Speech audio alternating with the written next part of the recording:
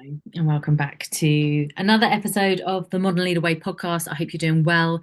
I am back after a short break that I booked intentionally to give myself my own time out following the second time out retreat that I hosted in Margate on the 1st of Feb. And interestingly, what I witnessed in myself when I got away, it was just five days, 4 nights. My folks were out in Tenerife for a few weeks. They had a spare bed for a few nights. So I took the opportunity to get out there. But what I noticed was it was really hard for me to properly switch off. And it's not the first time I've witnessed this in myself, especially on holiday. I think it really brings it into the forefront, right? And you're like, oh, notice this sort of jittery energy about, oh, what could I be doing right now? Laying by the pool, but what could I be doing? Could I be listening to something? Could I be learning something? Could I be like catching up on something? Really noticed that was quite prevalent by the time I got to the pool on day one. And it just made me chuckle because what I know about myself is when I notice something like that, I also get to pull on my tools and do something about it. And the one quickest way for me to kind of get out of my head and get out of that kind of frantic um, need to be doing something energy is to just reconnect, get out of my head, reconnect to my body. And we can do this in a number of different ways. Mindfulness being the one, like really just being present in my surroundings, being present in my senses. What can I feel? Like feeling the sun, the warmth of the sun on my skin, feeling the breeze running through my hairs on my arms, like smelling the familiar smells of holiday, right? Whether pleasant or not. Actually, just like looking around and having a feast for my eyes, just the cloudless sky and the colors of the water and the sun glistening off the water, like really just getting present in my body. And it's interesting because this is why I create the time out retreats, because when you walk through the door of that retreat of that day, you leave your baggage behind, you leave your to-do list behind. There is nothing for you to do, nowhere for you to be, nothing for you to worry about, and everything is taken care of. And this is kind of how I open up and introduce the day, is that actually this is your true time out for you to get out of your head and into your body, to step away from the chaos and into the calm, because this is how it gets to be. This is a state that you get to create for yourself when you leave. And I give a lot of tools throughout the day that are experienced during the day so that when you find what feels good for you, you can replicate that at home, right?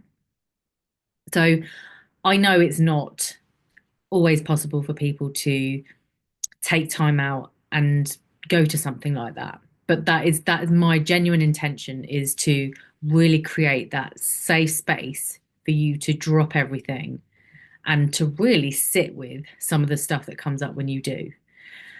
And now the purpose of this is also twofold, because what we do in our busy modern day lives, where we're constantly switched on, is we are forcing our body to operate in a state of um, switched onness. So our sympathetic nervous system, this fight or flight mode, is constantly switched on because we constantly got somewhere to be. We've constantly got someone to help. We've got something to do. We're always thinking of what we're doing next. We're always like thinking of 101 things to do, right? Um, and that creates this fight or flight mode where cortisol is running through our bodies, our digestion kind of shuts down, and like our extremity, like we're alert, right? We're constantly alert and scanning the horizon for like the next thing. And I exaggerate a little bit because this is what we know to be the stress response. And our bodies are actually designed to respond in a state of stress, in like the threat of danger. But unfortunately, due to our modern day lives and due to constantly being switched on, we have this low level of chronic stress that we live in. And So our bodies are still producing cortisol and are still like perhaps not digesting our food so much because the body is sending its resources to our extremities to be ready to run, to like to our brain to like be alert and all those things. And we are not designed to be in that state all the time. And so it is really down to us to literally flick that switch off and into the parasympathetic nervous system, which is where restoration can come in. It's where our cells can replenish and our body can start to digest our food, like focus on digesting our food, for example. And this is a scientific piece. I'm not making this up. We're either in that stress state or we're completely switched off and we're allowing our body to restore. And most people in today's world are only really switching off when they go to sleep. And that's just, it's not enough, especially if we are going to sleep from that switched on to going to sleep. There's no like transition period there either. And where was I going with that? I had a train of thought. Um, Many of you may have like your little switch off practices in the evening, for example. So maybe you are busy with getting kids to school in the morning, getting their packed lunches ready, getting yourself off to work. Maybe you work from home and that's cool. You can get your lunch at your own time. You can even think about dinner for the evening and get some washing on and stuff. But generally throughout the day you are switched on, you are responding to emails, you are picking up the phone, you are, basically responding a lot of the time, isn't it, what we do? And maybe in the evening, once the kids have gone to bed, you are finally sitting down on the sofa with a cup of nighttime tea, putting your feet up, and that's your like switch off time. But I also want to challenge you to what it is that you do when you are switched off. Like, do you actually switch something else on? Like, is that the time that you pick up your phone and start scrolling through social media and catching up on everyone else's lives on there? Is that the time you turn on Netflix and watch the latest, whatever series you're watching? And this is no judgment, right? Because I do this too. I get into periods, especially in the winter. As soon as the nights start drawing in autumn, I start sitting in front of the TV as soon as it gets dark. And, I'm coming out of winter, right? So I'm currently on series 4, I think it is, of 6 seasons of Vikings, which I've put off watching for so long because I knew I was just going to get addicted to it and want to watch back to back and binge on them, which I have been doing. And I've been doing it in the evening when I've put my laptop down. But do you know what? What I've noticed is I'm still going to bed quite stressed because I've just watched another um, all out war with axes and swords and blood and gore and all the things. And my favorite character's just been killed off. And it's affecting my sleep. It's affecting my dream state. It's affecting how restless I am, what I'm thinking about first thing in the morning. So actually, my sleep is not fully restful either.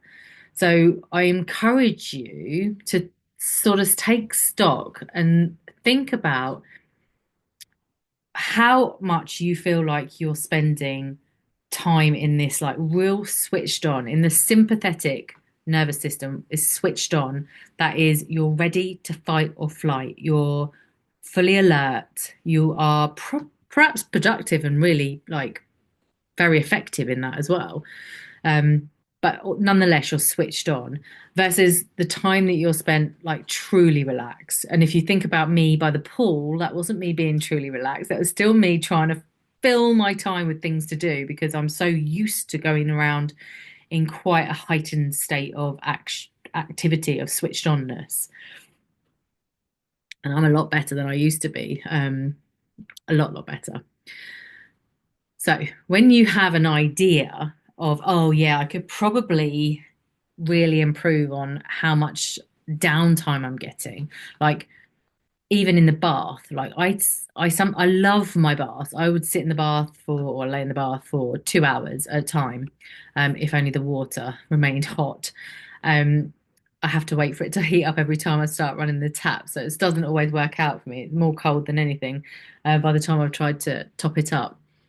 But I will take my phone in the bath and I'll be scrolling. I'll be responding to people. I'll be watching little snippets and memes and sending memes and funny things to my friends. Um, I might be listening to something, learning something, catching up on something that I wanted to watch from earlier. I might be listening to a podcast. I'm not actually really switched off. And by switched off, I mean like switched off in the sense that you are just present with what is happening here and now. Like I said, around the pool, sun, feeling the warmth of the sun on my skin. Oh, what a feeling that is.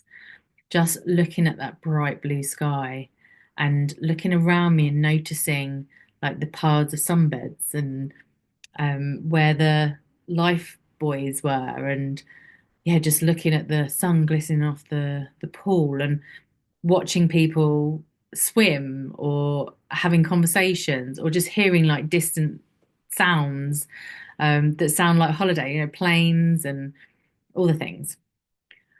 How often are you like truly present? And do you get that it's only when we allow ourselves to truly switch off, get out of our head and into our body, reconnected to our body, that we allow ourselves to take a breath, to truly relax and allow the body to start restoring things? Like, this is not some woo woo thing. This is like necessary for the nervous system to come into balance, for one, for the body to find that sort of homeostasis, like that balance, and get out of this perpetual low state of stress, chronic stress.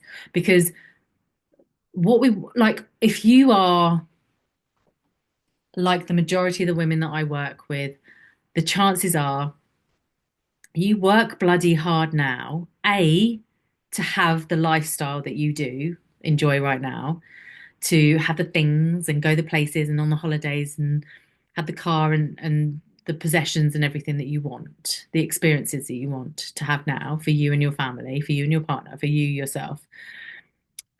And you're also thinking about your future. You're thinking about your future financial security in retirement. You may be even thinking, if I work really hard and I get another promotion in the next few years and that comes with a decent pay rise, then maybe even I will be able to retire early.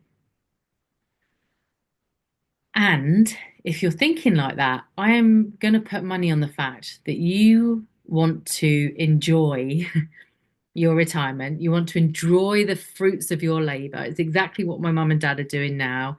My mum's late 60s, my dad's 71. They're spending 5 weeks in a hot sunny country in January, like February. Who doesn't want to do that? Or if like whatever your flavor of that is, you want to enjoy it. You want to be healthy.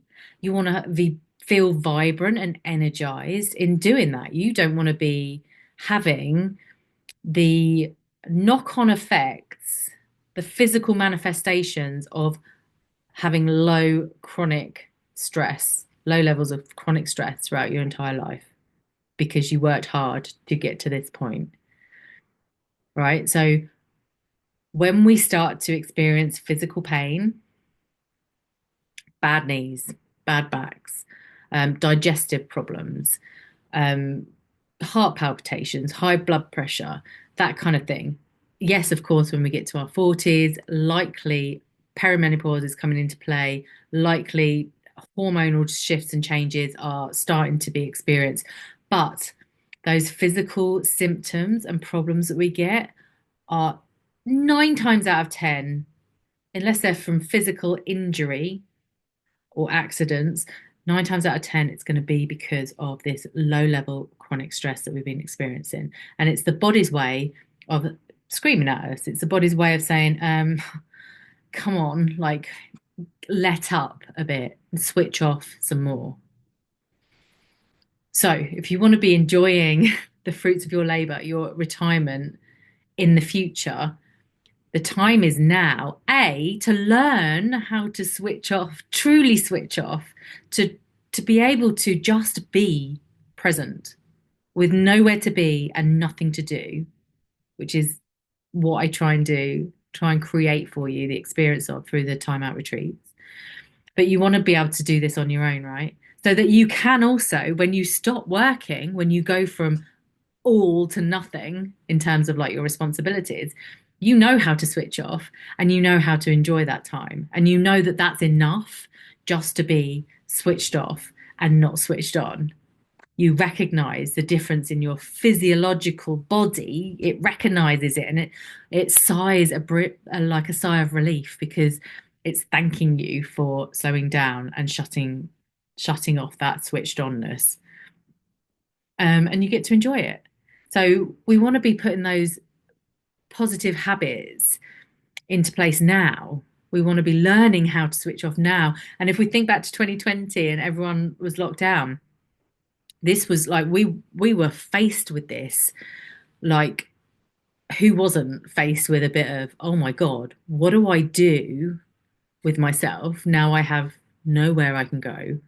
And perhaps I still have like a full work day, but after that I have nowhere to go, nowhere, no one to see, nothing to like run around for anyone else for. Um, like, what do I do with myself? And a lot of people struggled in that time because they didn't have the tools to just switch off. So that's not what I want for you. So what I want for you is the that you get the benefits of slowing down, of switching off now, that you get to reap the rewards of that in your physical health, in your mental health, in your energetic health, right? And your spiritual health, because this goes beyond just the physical manifestations of stress, but also when our mind can like literally switch off. Imagine that. I never thought it was possible for my mind to quieten. I thought it was always going to be that inner critic, that monkey mind, constantly telling me I needed to do more, constantly telling me I couldn't get it right, constantly telling me I was a failure and a fat ass, whatever. Um, I never thought I'd quieten that. And actually, through a lot of these tools and processes that I've learned along the way, I have managed to quieten that mind. But I've also noticed the aliveness I get to feel in my body when I do switch off and I do become more present. So, this is me really introducing where we're going next with the podcast. So we've just had a bit of a stint on like using our voice in leadership. Now I want to shift it back into the health conversation, and in particular with an eye on this stressed state that we walk around in that you might resonate with, you might not. And if you're not, then great, keep doing the things you're doing. So I'm going to have a few more guests on to talk about things like the breath, like how important the breath is and how we can implement something like breath work into our days to help us switch off, to signal to our body that it's safe to switch out of the sympathetic nervous system, that switched on state, and into the parasympathetic nervous system where we get to rest and replenish and restore. I'm going to have someone to come on and talk about their practices in yoga, for example. And I'll have many other guests that will come and talk to us about some more of these practices. And I will also be sharing a little sneak peek into what goes on in the Time Out retreat. At the time of recording, there is another retreat coming up on the 22nd of March. It's going to be the last time I get to hold this at the Margate Beach House, which is just the perfect location for some luxurious time out, you know. My previous guests have absolutely loved the house, the location. It's on the beach, so you get out at lunchtime for a nice fresh air. The ladies had their feet in the sand and the water. This on the 1st of February, would you believe it? We get to, yeah, just enjoy some beautiful, nourishing, nutritious home cooked food, some juices, some sweet treats, and lots of hot drinks.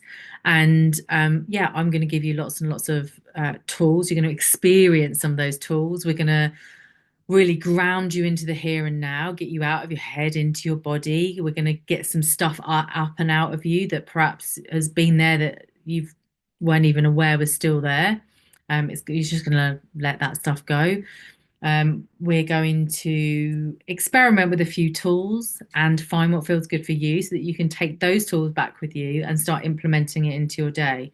So if you are around on the 22nd of March, which is a Saturday, in Margate, Kent, I invite you to join me. Follow the link in the show notes. And if you're listening after the event, then you'll see the link to the wait list. So you can add yourself to that. And as soon as I have a new venue and new dates for summer of 2025, I will make sure that you get first dibs at the tickets when they come online. This really is like not something I expected to be so like successful. And that seems like the wrong word, but in hindsight, it's like, of course it is, because this is me just sharing my passion for you who like basically you get to feel good on your way to achieving the success that you want. And if you're already achieving the success that you imagined, but you're not enjoying it fully, then this is what I want to change for you. I want to change that reality for you.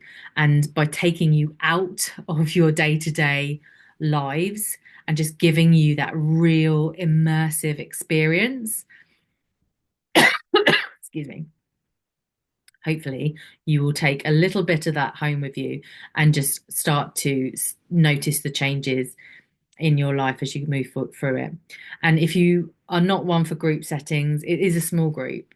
We had 6 people last time. We had 7 the time before that. It's eight max capacity plus myself. So if you're not one for small groups and you just like that one-to-one connection and you feel like you and I might have that connection that we can make and have a great day together, I also run VIP days. So that's where you get to come to me or I'll come to you and we get to spend the day together. If you come to me, it's generally we go out in the van.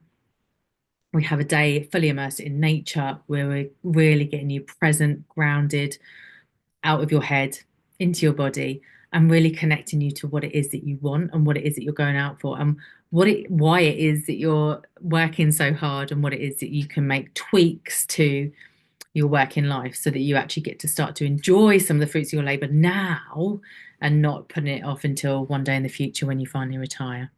So if that's something that might interest you as well, then feel free to reach out about one of my VIP days.